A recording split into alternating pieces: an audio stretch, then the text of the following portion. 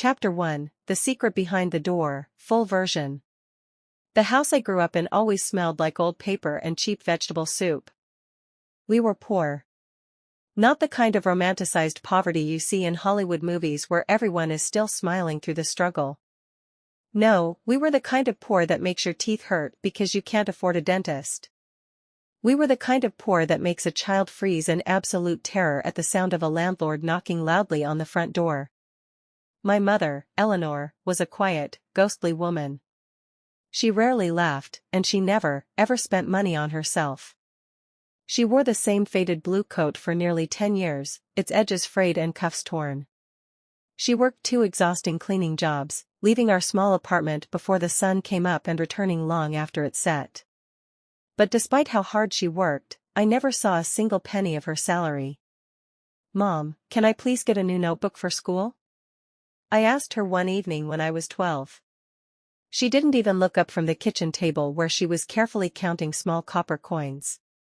"Use the back pages of your old ones, Clara," she replied coldly. "But everyone else has new ones." "The other kids laugh at me because my school bags are ripped," I cried out. She finally raised her eyes to look at me, her gaze cold, tired, and entirely empty of emotion. "Let them laugh, Clara. A shiny new notebook doesn't make you smart. Focus on your studies." I hated her at that exact moment. I hated the way her jaw became tight whenever I asked for anything. I hated how she never bought me clothes that fit, always choosing ugly, oversized second-hand items from charity bins, telling me I would grow into them. But most of all, I hated the locked room at the very end of our narrow hallway. Our apartment was tiny, just a dark kitchen, a living room where I slept on an old, spring-broken sofa, and my mother's bedroom. But at the edge of the corridor stood a heavy wooden door. It was always locked. A massive, black iron padlock hung from the metal handle like a warning sign. My mother kept the heavy key on a silver chain around her neck, completely hidden beneath her clothes. She never took it off, not even when she slept. "What is hidden in there, Mom?"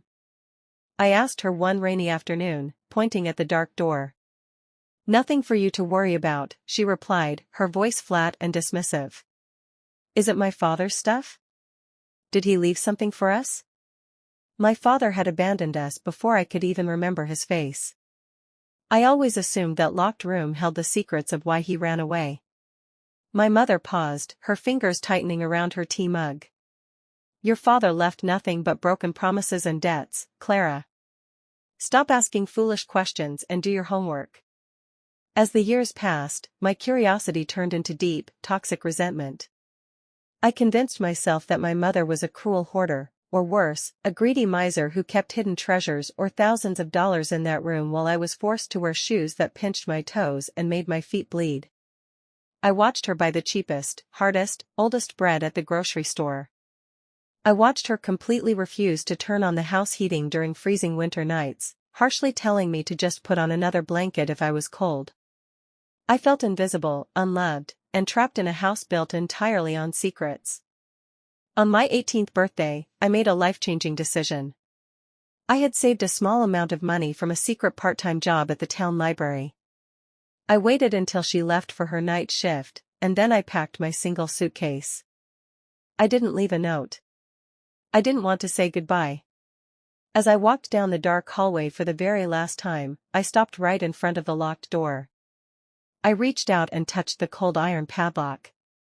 "Keep your miserable secrets," I whispered into the empty hallway, tears of anger streaming down my face.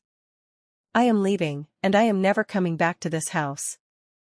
Chapter 2, The Return of the Outcast. 10 years passed like a blur. I kept my promise, I never went back, and I never called. I built a completely new life far away from that suffocating town. I worked hard, went to college, and eventually landed a high-paying job as a marketing executive in the city. For the first time in my life, I had money. I could afford fresh groceries, a warm apartment, and expensive clothes that actually fit me perfectly.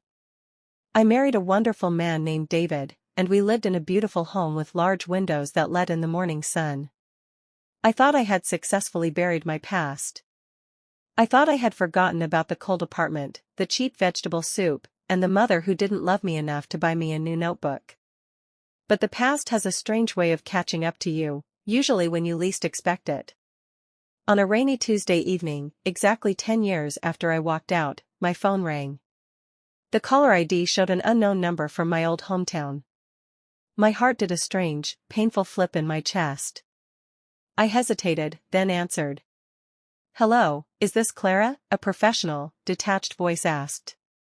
"Yes, this is Clara." "Who is speaking?" "My name is Dr. Eris. I am calling from the St. Jude Community Hospital. I'm sorry to inform you, but your mother, Eleanor, passed away this afternoon.